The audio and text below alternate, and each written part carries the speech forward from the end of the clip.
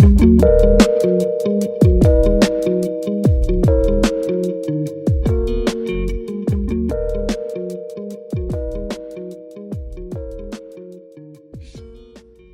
this is Beverly Mahone, your communications coach, with another All Words Matter word of the day.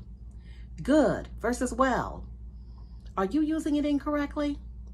How many times has someone asked you how you're doing and you respond, I'm doing pretty good. I'm doing good. Well, technically, that is incorrect because good is an adjective that modifies a noun. So when you use the word good, you would say something like, she did a good job on her presentation, or he really looks good in that outfit. Well, on the other hand, is an adverb that answers the question of how. So when someone asks you how you're doing, you would say, I'm doing very well, thank you. Good versus well.